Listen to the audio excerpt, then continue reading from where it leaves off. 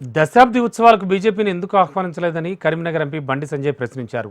కేసీఆర్ను వెతికి మరీ ఆహ్వానించిన సీఎం రేవంత్ రెడ్డి తెలంగాణకు మద్దతిచ్చిన బీజేపీని ఎందుకు పిలవలేదన్నారు. సోనియా, కేసీఆర్ ఒకే వేదిక పంచుకునేలా ప్లాన్ చేశారన్నారు. కాళేశ్వరం, ఫోన్ ట్యాపింగ్ కేసులు సీబీఐకి అప్పగించాలని డిమాండ్ చేశారు.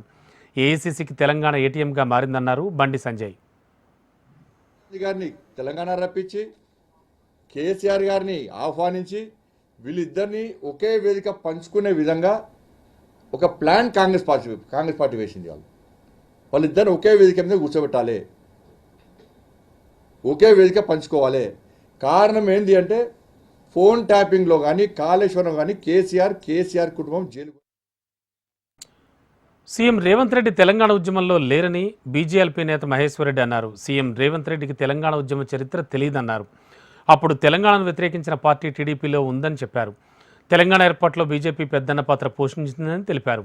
చిహ్నాల్లో చార్మినార్ను తొలగించాలని, కాకతీయ కళాతోరణాన్ని తొలగించొద్దని మహేశ్వర్ రెడ్డి డిమాండ్ చేశారు.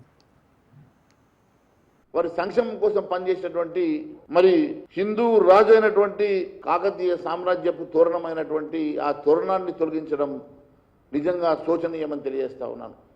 ముస్లిం ఓట్ల కోసం పాకులాడేటువంటి కాంగ్రెస్ పార్టీ ఎందుకు ఈ రకంగా మరి ఈ ప్రాంతంలో ఉన్నటువంటి ఈ ఆనవాలను తొలగించేసి మరి